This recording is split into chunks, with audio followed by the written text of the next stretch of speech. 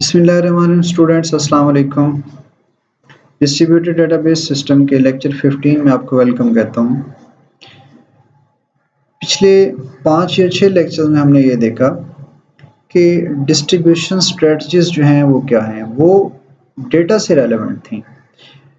आप जानते हैं कि डिस्ट्रीब्यूटेड डेटाबेस सिस्टम में डेटा और प्रोसेसिंग दोनों की लॉजिक जो है वो डिस्ट्रीब्यूट होती है। डेटा फिजिकली एक साइट से मल्टीपल साइट्स पे रेप्लिकेट भी हो सकता है, उसके फ्रेगमेंट्स भी जा सकते हैं और हाइब्रिड अप्रोच भी अपना सकते हैं। कोई भी डिस्ट्रीब्यूशन स्ट्रेटजी हम यूज़ कर सकते हैं।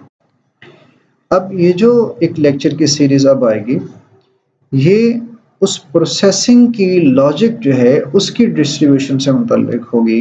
अब आप जानते हैं कि हमारी जो क्वेरी है उसको डील करना या उसको प्रोसेस करना हमारे डीबीएमएस का काम होता है, डिस्ट्रीब्यूटेड डेटाबेस मैनेजमेंट सिस्टम। चाहे वो सेंट्रलाइज्ड डेटाबेस मैनेजमेंट सिस्टम हो या डिस्ट्रीब्यूटेड डेटाबेस मैनेजमेंट सिस्टम हो, अल्टीमेटली ये रिस्पॉन्सिबिलिटी डीबीएमएस की होती है कि वो क्वेरी को हैंडल करे। अब जो हमारे डिस्ट्रीब्यूटेड डेटाबेस सिस्टम की डिस्कशन है उसके मुताबिक हर साइट अपना अपना डीबीएमएस रख सकती है, जिसको आप लोकल डीबीएमएस कहते हैं।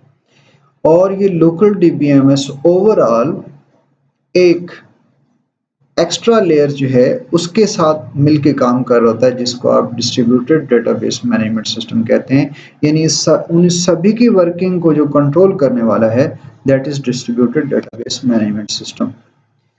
तो इसकी जो आर्किटेक्चर है वो आप यूं समझ सकते हैं कि हर साइट पे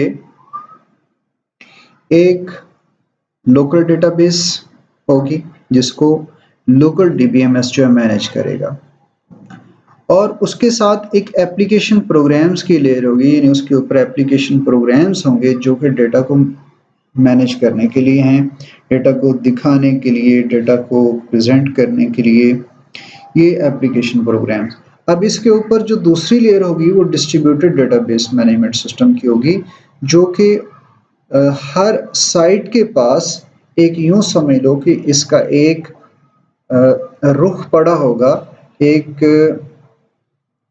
कॉपी पड़ी होगी, जो कि उस डिस्ट्रीब्यूशन जो ग्लोबल नेटवर्क बन रहा है, ये जो पूरी वर्किंग है डिस्ट्रीब्यूटेड डेटाबेस सिस्टम की, उसकी जिम्मेदारियां ये कंपोनेंट संभालेगा डिस्ट्रीब्यूटेड डेटाबेस मैनेजमेंट सिस्टम। अब इसकी रिक्वायरमेंट्स को मद्देनजर रखते हुए, इसकी वर्किंग के पेश नज़र, अब ये बगैर नॉलेज के तो काम नहीं कर सकता। सपोज एक क्यूरी आई है, क्यूरी 3 वेबसाइट्स पे डेटा पड़ा है, 3 साइट्स पे डेटा पड़ा है, उन फ्रेगमेंट्स को कलेक्ट करना है या उनके जो रिकॉर्ड्स हैं उनको यूनियन करना है उनका। एक ऐसी रिपोर्ट तैयार करनी है जो तीनों साइट्स के डेटा से मिलके बन रही है। अब देखें, अब ये डिस्ट्रीब्यूटेड डेटाबेस सिस्टम को कैसे पता चलेगा कि ये जो क्यूरी आई है इसका ताल्लुक किस किस साइट से है। इसके लिए फिर उसके पास एक डिस्ट्रीब्यूटेड डेटा डिक्शनरी होती है। तो अपनी डेटाबेस डिक्शनरी के साथ मिलके ये फिर सारे सिस्टम को कोऑर्डिनेट करता है कि आने वाली रिक्वेस्ट को कहाँ फॉरवर्ड करना है, और फिर ये जो रिस्पॉन्स है ये मैंने भेजना किस तरफ है, और अपडेट अगर मैंने अप्लाई करनी है तो फिर किस किस साइट पे जो रेप्लिका पड़ा है उसको अपडेट करना है। ये सारी इंफॉर्मेशन डिस्ट्रीब्यूटेड डेटा रिपोजिटरी या डेटा डिक्शनरी में मौजूद होती है। तो ये हर साइट पे ये कंपोनेंट्स मौजूद हैं। अब अगर मल्टीपल साइट्स हैं तो एक दूसरे से कम्युनिकेशन कर रही हैं थ्रू कम्युनिकेशन नेटवर्क। ये नेटवर्क और इस पे कम्युनिकेशन को कंट्रोल करने के लिए कम्युनिकेशन कंट्रोलर हैं। तो ये एक तरह से डिस्ट्रीब्यूटेड डेटाबेस मैनेजमेंट सिस्टम की आर्किटेक्चर बन गई, जिसमें मल्टीपल यूजर्स जो हैं वो इस तरह से ऑपरेट कर रहे होते हैं, इस तरह से वर्क कर रहे होते हैं कि उन्हें यूं लग रहा होता है कि जैसे हम एक ही डेटाबेस के साथ काम कर रहे हैं। जो हम रिक्वेस्ट भेज रहे हैं वो हमारे सामने पड़ी हुई सेंट्रलाइज्ड डेटाबेस की तरह हमें रिस्पॉन्स मिल रहा है। ये उनके लिए एक transparency, distributed database management system जो है ट्रांसपेरेंसी लेके आता है, उनको अंदर वाली डिटेल्स जो हैं उनके लिए वरी करने की ज़रूरत नहीं रहती उन्हें, बल्कि ये ज़िम्मेदारी डिस्ट्रीब्यूटेड डेटाबेस मैनेजमेंट सिस्टम की होती है कि उनकी क्यूरी को वो रिस्पॉन्स मुतलका जहाँ से उसको लाना पड़े वो रिस्पॉन्स इकट्ठा करके उनको वापस दे। अब इसके जो जनरल फंक्शंस हैं उसको हम यूँ ज़रा इलेबोरेट कर सकते हैं। पहली जो रिस्पॉन्सिबिलिटी है उसकी, keep track of where data are located in distributed data dictionary. Data dictionary की मदद से वो ये इस बात को ट्रैक करेगा कि कौन सा डेटा कहाँ पड़ा है, क्योंकि डेटा डिक्शनरी के अंदर ये सारी इंफॉर्मेशन मौजूद होती है कि कौन सा फ्रेगमेंट किस साइट पे रखा गया, किस डेटा की कॉपी किस साइट पे मौजूद है, जो रेप्लिका हमने रखा है। All these are stored in data dictionary. Determine the location from which to retrieve requested data and the location at which to process each part of distributed query without any special action by developer or user. Meaning आप समझ गए होंगे, इसका मतलब ये है कि जब क्यूरी आई है तो उसमें से डिटरमिन करना कि इसकी मुतलका जो इन्फॉर्मेशन, जो मुतलका रिक्वेस्टेड डाटा है वो कहाँ किस लोकेशन पे मौजूद है, उस लोकेशन से फिर उनको दोबारा प्रोसेस करके वापस रिस्पॉन्स भी रिटर्न करना है। ये सारी की सारी रिस्पॉन्सिबिलिटी जो है वो डीबीएमएस की है। If necessary, translate the request at one node using a local DBMS into the proper request to another node using a different DBMS. अब मैंने प्रीवियस लेक्चर में आपको बताया था कि डिस्ट्रीब्यूटेड डेटाबेस सिस्टम में कंसेप्चुअली हर साइट डिफरेंट डीबीएमएस के साथ काम कर सकती है, उसका डीबीएमएस डिफरेंट हो सकता है जो लोकल डीबीएमएस है। अब चूंकि लोकल डीबीएमएस डिफरेंट है तो लोकल डीबीएमएस डिफरेंट होने की वजह से एक साइट अगर दूसरी साइट के साथ कुछ कम्युनिकेट करती है तो इस डिफरेंस को मैप करने के लिए उसे फिर वर्किंग करना पड़ती है, यानी वो मैप करता है एक साइट की या एक नोड की इंफॉर्मेशन को दूसरे नोड की इंफॉर्मेशन या उसके लिए अंडरस्टैंडेबल बनाने के काबिल बनाता है इसको।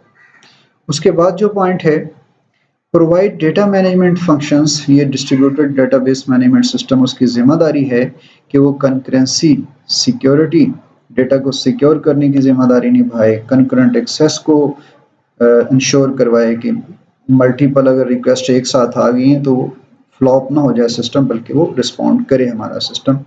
डेडलॉक अगर क्रिएट हो जाए तो उसको कंट्रोल करना है, ये अलग से ऑपरेटिंग सिस्टम में आप पढ़ते हैं किस तरह से मैकेनिज्म है। फिर ग्लोबल क्यूरी ऑप्टिमाइजेशन, जो ग्लोबल क्यूरी है यानी मल्टीपल साइट से वो क्यूरी अपना रिस्पॉन्स ले रही है, उसको ऑप्टिमाइज करना, ना सिर्फ क्यूरी रन करना बल्कि इस तरह से कि उसका रिस्पॉन्स क्विकली बहुत जल्दी से आए, टाइम कम लगे, रिसोर्सेज कम लगें, इस तरह से क्यूरी ऑप्टिमाइज करता है। Automatic failure recording and recovery, अगर सिस्टम किसी वजह से फ्लॉप होता है, फेल होता है, कोई साइट डाउन होती है, कोई लिंक डाउन होता है, जो भी होता है उसको रिकॉर्ड करे और फिर उसको वहीं से दोबारा रिकवर करने की भी जिम्मेदारी ये डीबीएमएस की होती है, डिस्ट्रीब्यूटेड डेटाबेस मैनेजमेंट सिस्टम की, कि वो सिस्टम को फेलियर से बचाए और यूजर को यूं लगे कि फेल हुआ ही नहीं है। बाद अगर मल्टीपल कॉपीज हैं रिमोट साइट्स पे तो फिर उनके दरमियान कंसिस्टेंसी भी इंश्योर करनी है। कंसिस्टेंसी से मुराद कि मिसमैच ना हो, जो हमने रेप्लिकेशन में पढ़ा कि अगर एक कॉपी है उसको अपडेट करने की ज़रूरत है तो अपडेट हर जगह पे अपडेट करवाए, ये जिम्मेदारी भी डिस्ट्रीब्यूटेड डेटाबेस मैनेजमेंट सिस्टम की है। इसके बाद रिस्पॉन्सिबिलिटी बनती है, present a single logical database that is physically distributed. जो डिस्ट्रीब्यूटेड डेटाबेस सिस्टम है इसमें डेटाबेस आपने फ्रेगमेंटेशन भी पढ़ी, रेप्लिकेशन भी पढ़ी, फिजिकली तो वो डिस्ट्रीब्यूटेड होती है, यानी उसका कोई हिस्सा एक साइट पे पड़ा होता है, दूसरा हिस्सा दूसरी वेबसाइट पे पड़ा होता है, तीसरा हिस्सा किसी तीसरी साइट पे पड़ा होता है, मल्टीपल पीसेस में, फ्रेगमेंट्स में बिखरी होती है। बट ये हजरत जो है डीबीएमएस, जो डिस्ट्रीब्यूटेड डेटाबेस मैनेजमेंट सिस्टम है, ये यूजर को यूं प्रेजेंट करता है, इस तरह से मतलब शो करता है कि जैसे एक सिंगल डेटाबेस है, वो लॉजिकली सिंगल होती है but physically that is distributed. उसके बाद स्केलेबल है, स्केलेबिलिटी जो प्रोवाइड करता है, इसका मतलब ये है स्केल होना, जूम अप होना, कि अगर वो सिस्टम जिसके लिए जो मौजूदा सिस्टम है वो साइज में बड़ा होना चाहे तो ये उसको सपोर्ट करे, साइज में कम होना चाहे तो ये उसको सपोर्ट करे, यानी उसके अंदर जो चेंजेस हैं वो अफोर्ड करे। ये डिस्ट्रीब्यूटेड डेटाबेस मैनेजमेंट सिस्टम की रिस्पॉन्सिबिलिटी है। पहले 10 सिस्टम थे, 10 साइट्स थी, एक 11वीं साइट उसके अंदर ऐड होना चाहती है सिस्टम में, तो ये उसको सपोर्ट करे। उसके बाद रेप्लिकेशन की फैसिलिटी जो है इसको सपोर्ट करे, ट्रांसपेरेंसी इंश्योर करे। ट्रांसपेरेंसी क्या होती है नेक्स्ट लेक्चर में हम देखने वाले हैं।